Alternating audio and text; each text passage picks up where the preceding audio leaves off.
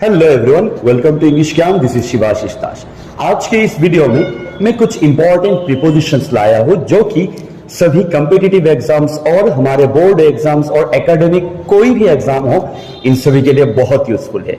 So let's start, but before we start don't forget to press the like button and if you are new to the English Gyan family don't forget to hit the subscribe button.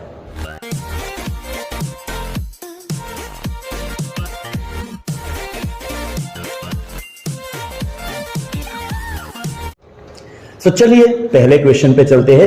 The first question is we walked dash the beach collecting small crabs in a bucket and the options are among, besides, along and none of this.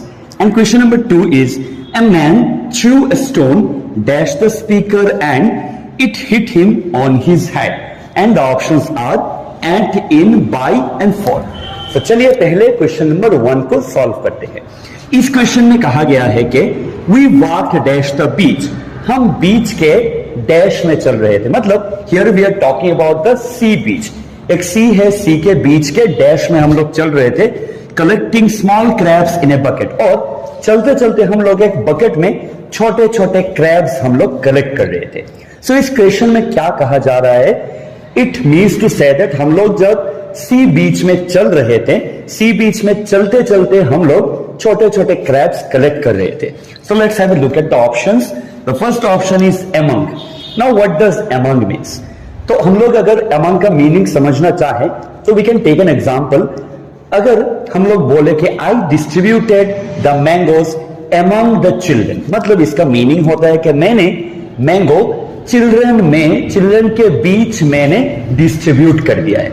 ऐसे ही मिलते जुलते एक और preposition है that is between. Between भी ऐसा ही meaning use करने के लिए होता है कि मैंने मैंगो डिस्ट्रीब्यूट करके दिया, लेकिन between is used when there are only 2 people. मतलब अगर मैं कहना चाहूं कि मैंने मैंगोज राम और शाम में डिस्ट्रीब्यूट कर दिया तो I can use I distributed the mangoes between Ram and Shyam, मतलब जब 2 इंसानों के बारे में बात किया जाता है। लेकिन when I am saying or when I am speaking about more than 2, मतलब अगर मैं कहूं मैंने मैंगोज राम, श्याम और रोहन को मैंने डिस्ट्रीब्यूट करके दिया, ये सारे मैंगोज उन सभी में डिस्ट्रीब्यूट करके दिया, in that case I have to use I distributed the mangoes among Ram, Shyam and Rohan. So you see, जब 2 होते हैं तब वी कैन यूज बिटवीन, और जब मोर देन 2 होते हैं तब we can use among. The second option is besides.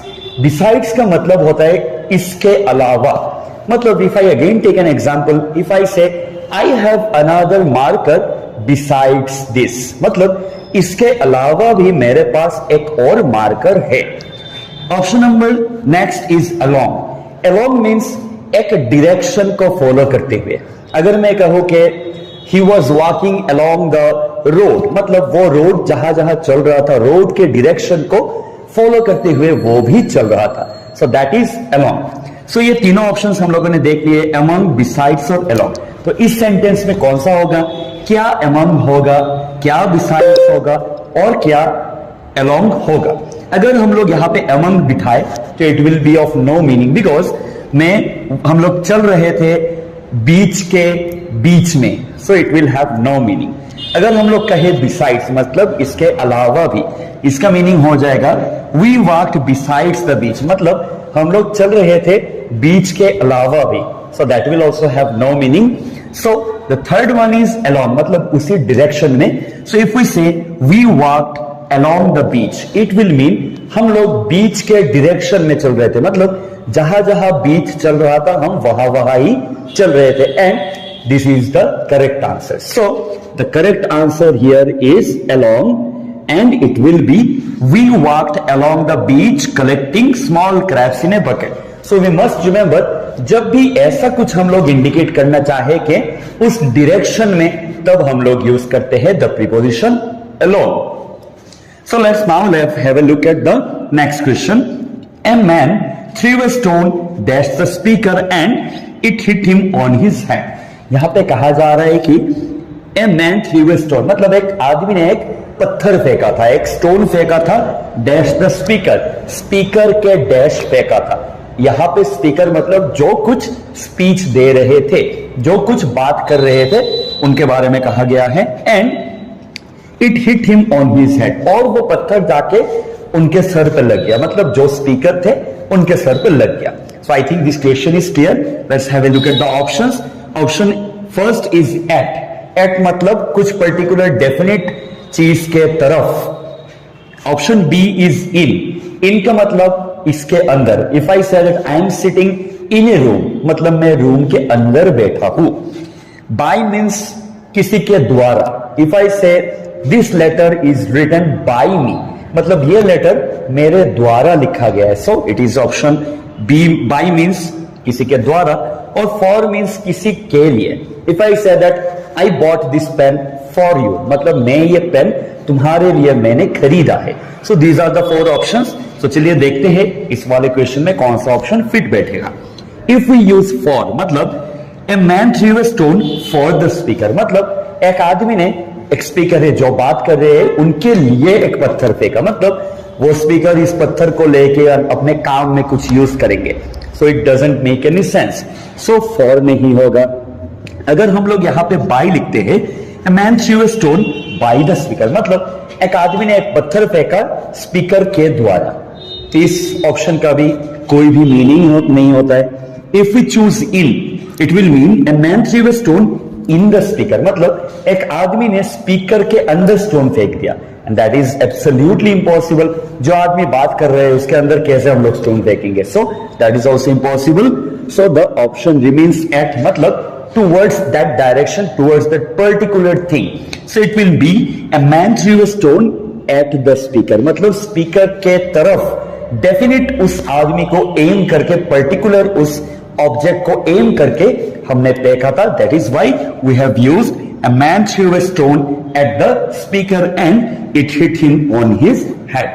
So I hope आप सभी को क्वेश्चन नंबर 1 and 2 समझ में आया होगा। So let's have a look at some more questions. So the third question is, the laborers died dash overwork, and the options are off, from, by, at. And question number 4 is, she was prevented dash marrying an old man, and its options are from, off, by and at. तो चलिए दोनों questions को एक एक करके देखते हैं।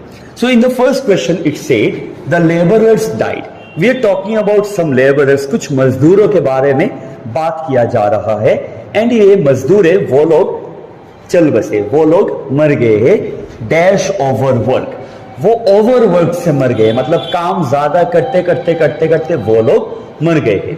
So in this question the options are of, from, by, at. So you must remember, जब भी हमको ऐसे कुछ क्वेश्चंस मिलते हैं जिनमें कुछ या फिर कोई इंसान के बारे में या कुछ भी कोई मरता है, तो in that cases 5 different prepositions are used. I'm repeating, in case of die, we can use 5 different prepositions depending upon the situations. मतलब situation पे बेस करके हम लोग अलग अलग 5 prepositions यूज कर सकते हैं die वर्ड के साथ। तो ये 5 prepositions क्या है, चलिए देखते हैं। The first preposition is die off. Die off is used in such cases when someone dies of a disease. कोई अगर कुछ डिजीज से मरता है, कुछ बीमारी से मरता है, in that case we can use die off. The next one is die in. अगर कोई किसी एक्सीडेंट में मरता है, अगर कोई दुर्घटना हो जाता है, एक्सीडेंट हो जाता है, and the person dies, in such cases we use die in. Next comes die from. Die from means अगर कोई किसी चीज के इफेक्ट से, किसी चीज के प्रभाव से मर जाता है, in that case we use die from. अगर मैं कहूं कि मैं बहुत भूखा और मैं खाते खाते खाते खाते मर गया, खाने के इफेक्ट से मर गया, ज्यादा खाने के इफेक्ट से मर गया, in that case I can use die from. Next comes die by. Die by is used in case of suicide. अगर कोई आत्महत्या करके मर जाए, so in that case we can use die by. And the last one is die for.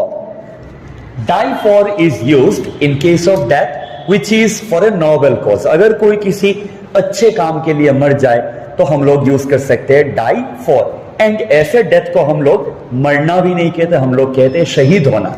So in such cases we can use die for. So again, we must remember die off is used in case of disease, die in is used in case of an accident, die from is used in case of an effect, die by is used in case of suicide, and die for is used in case of a noble death.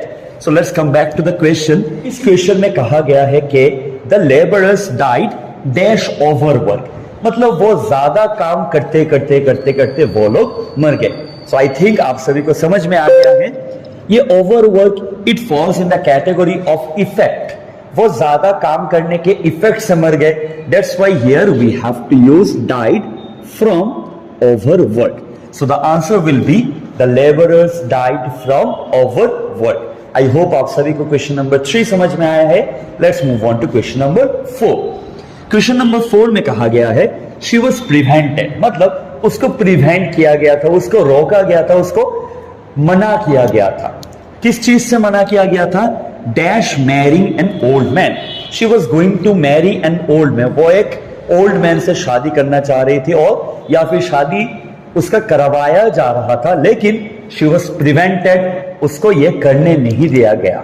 So the options are from, of, by and at. So जब भी हमको prevent मिलता है we must remember हम prevent के साथ एक fixed preposition from use करते हैं। That is we always use prevent from. And एक और चीज हमको याद रखना होगा, प्रिवेंट फ्रॉम के बाद जो वर्ब होता है वो हमेशा कंटिन्यूअस फॉर्म में होता है, जैसा कि यहां भी है। प्रिवेंट है, प्रिवेंट के बाद हम लोग प्रीपोजिशन फ्रॉम यूज करेंगे, और उसके बाद जो वर्ब है मैरी, इस मैरी के साथ हमेशा we have to use the continuous form, that is ing is used. So the final answer is she was prevented from marrying an old man. So I hope आप सभी को question number 3 और 4 भी समझ में आया होगा। चलिए 2 और क्वेश्चंस देखते हैं जो कि इस वीडियो के लास्ट 2 क्वेश्चंस होंगे। So now we are ready with the last 2 questions of today's video. Question number 5. Butter is made dash milk, and the options are of, from, by, with. And question number 6 is there is a solution dash every problem, and the options are of, to, with, by. So चलिए पहले की तरह एक एक करके दोनों question solve करते हैं। The first question is butter is made dash milk, मतलब बटर जो कि मक्खन होता है, मक्खन बनता है मिल्क से, दूध से मक्खन बनता है। So it's a very common sentence, और ये कई बार एग्जाम्स में पूछे गए हैं, चाहे ये बोर्ड एग्जाम्स हो या फिर स्कूल्स के जनरल फाइनल एग्जाम्स हो या फिर कोई भी कॉम्पिटिटिव एग्जाम हो, और कई बार स्टूडेंट्स इसी सिंपल क्वेश्चन में गलती कर बैठते हैं। तो चलिए समझते हैं। मेड के साथ हम लोग 2 प्रीपोजिशन यूज कर सकते हैं अगर वो मेड कुछ चेंज दर्शाता है। आई एम रिपीटिंग, मेड के साथ हम लोग 2 प्रीपोजिशन यूज कर सकते हैं अगर वो मेड कुछ चेंज दर्शाता है। मतलब अगर मैं कहूं, मैं एक रिंग के बारे में अगर बात करूं, फिंगर रिंग के बारे में, if I say this ring is made dash gold, मतलब ये अंगूठी, ये रिंग गोल्ड से बना है, मतलब मैंने गोल्ड को चेंज करके ये अंगूठी बनाया है। ये एक सेंटेंस हुआ। अगर मैं एक और सेंटेंस बोलूं कि गेहूं से आटा बनता है, मतलब flower is made dash wheat, गेहूं से आटा बनता है, मतलब मैं गेहूं को चेंज करके आटा बनाता हूं। यहां भी कुछ चेंज हुआ है।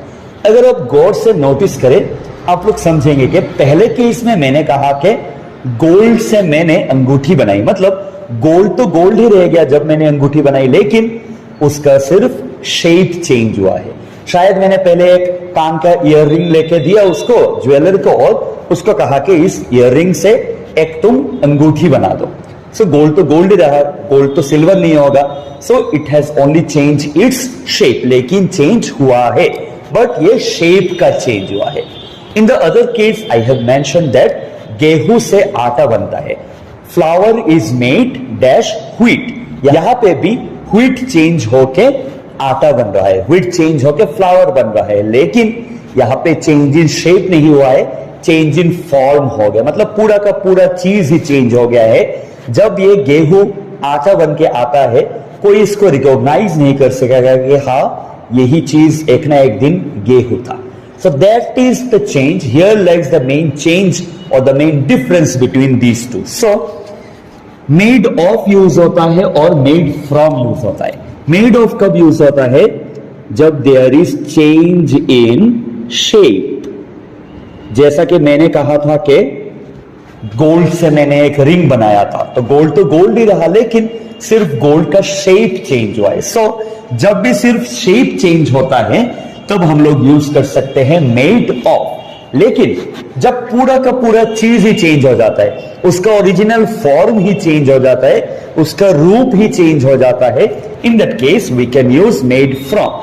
That means change in form, FORM, form. Form का मतलब है उसका ओरिजिन या फिर उसका रूप। जैसा कि मैंने एग्जांपल दिया था, गेहूं से आटा बना जब, तब वो आटा गेहूं से जब आटा बना तब गेहूं का सिर्फ शेप नहीं चेंज हुआ, पूरा का पूरा गेहूं का फॉर्म ही, उसका रूप ही चेंज हो गया, वो बदल के पूरा आटा बन गया। Similarly here also we must remember made from कब यूज होता है? जब there is change in form. तो चलिए क्वेश्चन पे चलते हैं। Butter is made dash milk, मतलब बटर बनता है मिल्क से। तो अब हम लोग अगर सोचे मिल्क कैसा होता है, it's liquid, it can be drunk, लेकिन बटर कैसा होता है? बटर सॉलिड होता है। अब आप कई लोग सोचेंगे कि बटर तो हम लोग अगर इसको हीट करते हैं ये मेल्ट भी हो जाता है, लेकिन ये हीट करने पे मेल्ट होता है, it is semi solid. So we can say butter जब बनता है मिल्क से, तो there is not only a change in shape but also there is a change in form. ये पूरा का पूरा बदल जाता है। आप सोचिए बटर हम लोग जब दुकान से खरीदते हैं, मार्केट से खरीदते हैं, इट्स फाउंड इन पैकेट्स, हम लोग ऐसे पकड़ सकते हैं अमूल का जो बटर होता है। लेकिन मिल्क जब हम लोग, हाँ आप लोग अब ये भी कहेंगे मिल्क तो हम अमूल ताजा का पैकेट्स खरीदते हैं, लेकिन उसके अंदर जो मटेरियल होता है वो लिक्विड फॉर्म में होता है। So that means when butter is made from milk, it is a change in form, पूरा का पूरा रूप चेंज हो जाता है, and in such cases we have to use made from. So the correct answer is butter is made from milk. आप सभी के लिए मैं एक टास्क दे रहा हूं, आप कमेंट सेक्शन में मुझको बताइएगा कि इस क्वेश्चन का आंसर क्या होगा। इफ आई से ice is made dash water, ICE ice मतलब बर्फ, इज मेड डैश वाटर, इसमें मेड ऑफ होगा या मेड फ्रॉम होगा, मुझको कमेंट्स बॉक्स में जरूर बताइएगा। सो आई होप आप सभी को क्वेश्चन नंबर 5 समझ में आया होगा। Let's move on to our last question. It's the last question but not the least question, that is question number 6। There is a solution dash every problem, मतलब हर एक प्रॉब्लम का सोल्यूशन होता है। So in such cases we must remember solution के साथ हम लोग फिक्स प्रीपोजिशन टू यूज करते हैं। जब भी हमको सोल्यूशन मिलेगा we have to use the fix preposition to. ऐसे ही कई और वर्ड्स लाइक आंसर या फिर रिप्लाई या फिर की, इन सभी के साथ भी हम लोग टू प्रीपोजिशन यूज कर सकते हैं। So we can remember it in such a way that solution to होता है, आंसर टू होता है, रिप्लाई टू होता है और की टू होता है। So the final answer to question number 6 is there is a solution to every problem. So I hope आप सभी को क्वेश्चन नंबर 6 भी समझ में आया होगा, जैसे कि आप सभी को क्वेश्चन नंबर 1 to 5 भी समझ में आया है। लेकिन if you still have any doubts, आप अपने questions कमेंट बॉक्स में मुझको भेज सकते हैं। I will answer each and every question, and for more such interesting videos on English and facts of English grammar, stay tuned to English Gyan. Keep learning and keep sharing. Thank you.